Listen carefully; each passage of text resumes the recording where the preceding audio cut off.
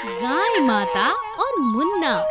संध्या और उसका पति अपने छोटे से मुन्ना, जो कि बस 1 साल का था, उसे लेकर अपने खेतों में सुबह शाम जाया करते थे।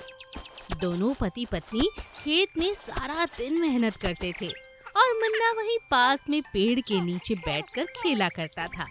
बीच बीच में आकर संध्या अपने लाल को दुलारती थी, उसका ख्याल रखती थी।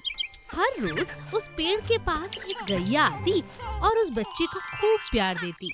यह देखकर संध्या हैरान रह जाती थी, लेकिन उसे हमेशा डर लगा रहता था कि कहीं गैया उसके लल्ला को परेशान न करे, उसे कोई चोट न पहुंचाए।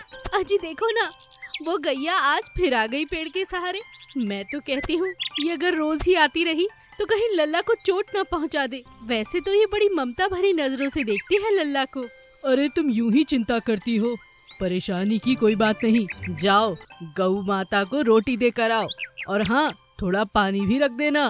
अब तो रोटी और पानी गैया को रोज मिलने लगा, इसीलिए हर रोज नियम से गैया वहाँ पर आती। संध्या और उसका पति खेतों में लगे रहते और वो मुन्ना का ख्याल रखती, मगर हमेशा संध्या को गैया पर शक रहता।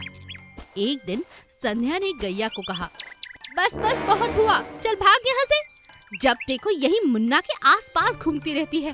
मेरा तो ध्यान ही तुम्हारी तरफ रहता है, क्या खाक खेती करूंगी। मेरा ध्यान भटक जाता है गैया, चली जाओ यहाँ से और कोई रास्ता ढूंढो। मेरा ही लल्ला मिला है क्या। अभी संध्या गैया को खरी खोटी सुना ही रही थी कि अचानक बकरियों का एक बड़ा सा झुंड वहाँ पर आया और तेज तेज दौड़ने लगा। अरे अरे अरे, ये इतनी सारी बकरियां, हाय हाय मेरा लल्ला, कहाँ गया कहाँ गया। संध्या जब तक समझ पाती, हर जगह उसे बस बकरियां ही नजर आ रही थी। हाय मेरा लल्ला कहाँ चला गया, हाय रे हाय, दब गया होगा इन बकरियों के बीच में। हाय राम, ये क्या हो गया, कोई है, बचाओ बचाओ। संध्या का पति भाग कर आता है, सारी बकरियां तुरंत उस रास्ते से गायब हो जाती हैं। अरे अरे, क्या हुआ भाग्यवान, इतनी धूल क्यों छाई हुई है। इतनी सारी बकरियां, हे भगवान, ये कहाँ जा रही थी। मुझे नहीं पता जी, लल्ला भी नहीं दिख रहा। ना जाने ये बकरियां कब आई और गई, मुझे पता भी नहीं चला। अरे मुन्ना कहाँ है। वही तो मैं सोच रही हूँ। दोनों अभी हैरान ही हो रहे थे कि उन्होंने देखा कि गैया अपनी टांगों के बीच में मुन्ना को छुपा कर बैठी है।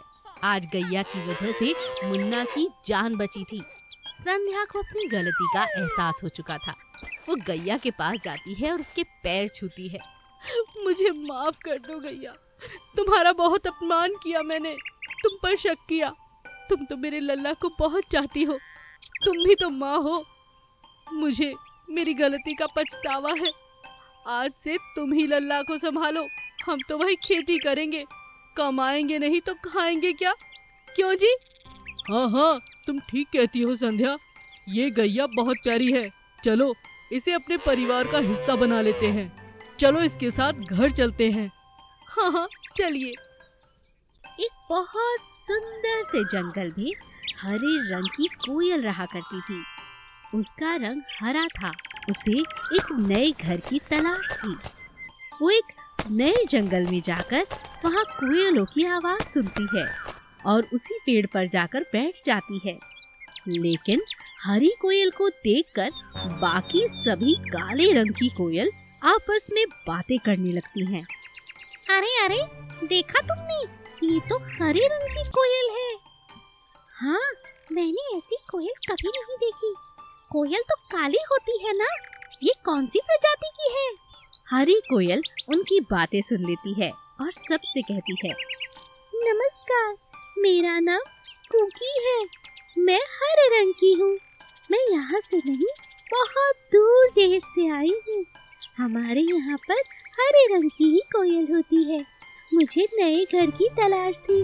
आपकी सुंदर आवाजें सुनकर यहाँ चली आई। क्या आप लोग मेरी दोस्त बनोगे? हरी कोयल की बात सुनते ही सब पेड़ से उड़कर चली जाती हैं।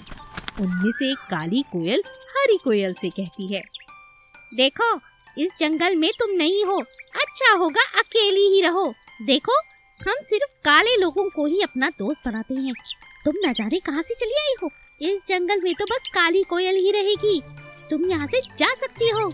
ये बात सुनकर हरे रंग की कोयल का दिल टूट जाता है। वो फूट फूट कर रोने लगती है। इतना सुंदर जंगल है, सोचा था यहाँ नया घर बनाऊंगी, मगर ये लोग तो मुझे अपनाना ही नहीं चाहते। अब मैं कहाँ जाऊँ? तभी पेड़ से आवाज आती है। अरे अरे, रो क्यों रही हो हरी कोयल? मेरे पेड़ पर तुम्हारा स्वागत है। तुम जब तक चाहो इस पेड़ पर अपना आशियाना बनाकर रह सकती हो। और ये जितनी भी काली कोयल है ना, ये बहुत घमंडी है, इनसे बचकर रहना। तुम चाहो तो हरे तोतों से दोस्ती कर सकती हो, वो बहुत अच्छे हैं। शुक्रिया। सच में? क्या मैं यहाँ अपना नया घर बना लूँ? हाँ हाँ, क्यों नहीं, इसमें पूछने वाली क्या बात है, मुझे बहुत खुशी होगी। हरी कोयल अपना प्यारा सा घोंसला उसी पेड़ पर बनाकर रहने लगती है। एक दिन एक शिकारी आता है, क्योंकि सभी काली कोयल एक साथ बैठा करती थी, सभी जाल में फंस जाती हैं। जब शिकारी उन्हें लेकर जा रहा था तो कोयल सभी मिलकर जोर जोर से हरी कोयल को आवाज लगाती हैं। बचाओ बचाओ, हमें बचाओ। हाँ हाँ, हरी कोयल हमें बचा लो ना। हरी कोयल की नजर भी काली कोयल पर पड़ जाती है। हरी कोयल तुरंत भागकर सभी जानवरों को इकट्ठा कर लाती है। सभी जानवर उस शिकारी पर हमला कर देते हैं। शिकारी दुम दबाकर वहाँ से भाग जाता है और सभी कोयलों को सभी मिलकर छुड़ा लेते हैं। काली कोयल अपने घमंड पर बहुत पछताती है। हमें माफ कर दो, आओ बहन हमारे साथ रहो। और अब हरी कोयल अकेली नहीं थी, उसे बहुत सारे दोस्त मिल गए थे। रंगीन शेर और सौतेली माँ। आभा और मीदा नाम की दो शेरनियाँ जंगल में रहा करती थी। मीदा राजा शेर की पत्नी थी। मीदा बहुत जल्द माँ बनने वाली थी।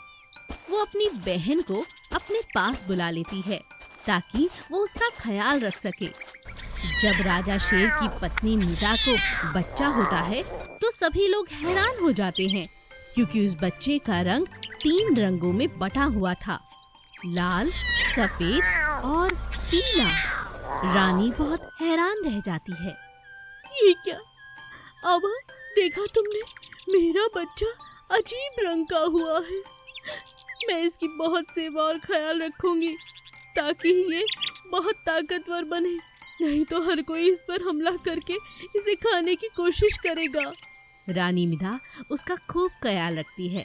उसे बहुत अच्छे से बाल पूछकर बड़ा करना चाहती है ताकि उसकी कोई भी कमी किसी को नजर न आए। राजा शेर अपने काम में हमेशा व्यस्त रहता था।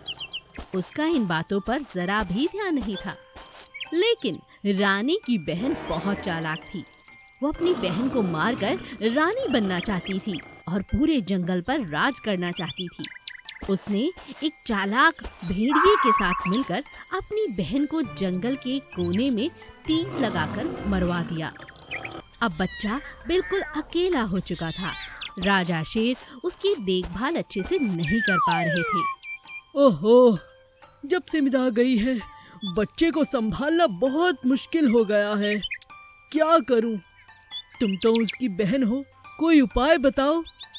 महाराज, आप बुरा न माने तो बच्चे का ख्याल मैं रख लेती हूँ।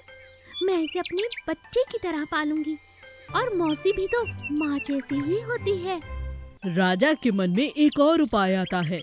राजा उससे शादी कर लेता है और अब मौसी माँ बन जाती है। लेकिन वो बच्चे का जरा भी ख्याल नहीं रखती।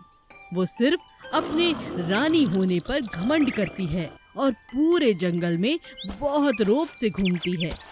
एक दिन भेड़िया कुछ मदद मांगने के लिए राजा के पास आता है। तब रानी कहती है, क्यों मुंह उठाकर चले आते हो यहाँ पर रोज रोज? जाओ यहाँ से, और कोई काम नहीं है क्या? भेड़िए को रानी के इस घमंड पर बहुत गुस्सा आता है। वो रानी की सारी बातें राजा को बता देता है। महाराज, ये जो इतने घमंड में कह रही हैं, ये गलत है। मैं आपके पास पहली बार आया हूँ और आपको बता देना चाहता हूँ महाराज, मैंने एक बहुत बड़ा पाप किया है महारानी को मारने वाला और कोई नहीं, मैं था। लेकिन उसके पीछे ये मौसी है। इसी ने अपनी बहन को मारने के लिए मेरे साथ साजिश रची ताकि ये आपके साथ शादी कर सके और यहाँ की महारानी बन सके। राजा ये सारी बात सुनकर हैरान रह जाता है।